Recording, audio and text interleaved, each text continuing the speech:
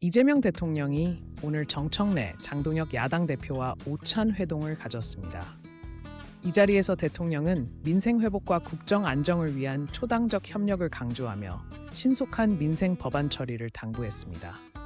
특히 국민 통합을 위한 메시지를 전달한 것으로 알려졌는데 이번 회동이 정치적 갈등 완화에 기여할지 주목됩니다. 양측은 주요 현안에 대한 협력 방안도 논의한 것으로 전해졌습니다. 야당이 주도한 재판 소원법이 법사위 전체 회의를 통과하며 전국이 긴장되고 있습니다. 이 법안은 대법원의 확정 판결에 대해 헌법 소원을 제기할 수 있도록 하고 대법관 수를 26명으로 대폭 늘리는 내용을 담고 있습니다. 야당은 국민 기본권 보호를 강조한 반면 여당은 이재명 대통령 재판 뒤집기용 사심제라며 강력히 반발했습니다. 이로 인해 여당 의원들이 퇴장하는 등 정면 충돌이 발생했으며 향후 법안 처리 과정에서 더욱 첨예한 대립이 예상됩니다.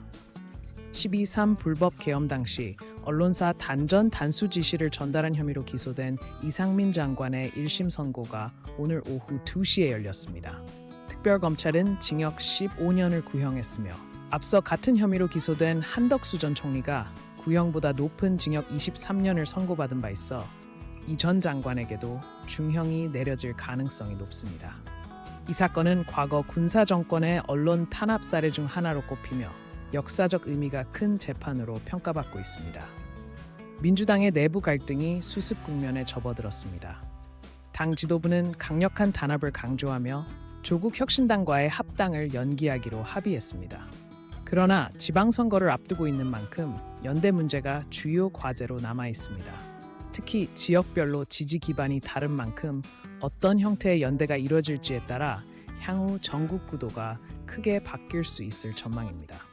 당내에서는 아직도 계파 간 갈등이 완전히 해소되지 않은 상태라 지도부의 리더십이 중요한 시점입니다. 국민의힘 장동혁 대표가 영호남 지역을 방문하며 민심 행보에 나섰습니다. 이번 방문은 전통적으로 야당 강세 지역인 호남과 영남에서 당의 지지도를 높이기 위한 전략으로 보입니다. 그러나 당내에선 징계와 공천권을 둘러싼 계파 갈등이 고조되고 있는 상황입니다. 특히 배현진 의원이 민심은 징계할 수 없다며 지도부를 강하게 비판하는 등 내부 분열이 표면화되고 있어 장 대표의 리더십 시험대가 될 전망입니다. 채무자의 생계 유지를 위해 월 250만 원까지 압류가 금지되는 생계비 통장 제도가 도입되었습니다. 이 제도는 압류로 인해 생활고를 겪던 채무자들에게 재기의 기회를 제공할 것으로 기대됩니다. 특히 최저 생활을 유지할 수 있는 기본적인 자금을 보장함으로써 사회적 안전망을 강화하는 효과가 있을 전망입니다. 금융당국은 이 제도가 도입되면 연간 약 3만 가구가 혜택을 볼 것으로 추정하고 있으며 향제제도 운영 상황을 면밀히 모니터링할 계획입니다. 한미통상당국이 최근 미국의 관세 압박 속에 비관세 장벽 문제를 협의했습니다. 미국 측은 한국의 디지털 분야 차별 문제를 거론하며 고정밀 지도 반출 제한과 자동차 수입 규제 완화 등을 요구했습니다. 특히 미국은 한국의 지도 정책을 비관세 장벽으로 규정하며 공세를 강화하고 있는 가운데 한국 정부는 안보와 산업 보호를 고려해 신중하게 대응할 방침입니다. 양국은 추가 협상을 통해 합의점을 모색할 예정입니다. 미국 1월 비농업 일자리가 예상보다 13만 개 증가하며 노동시장의 강세를 확인시켰습니다.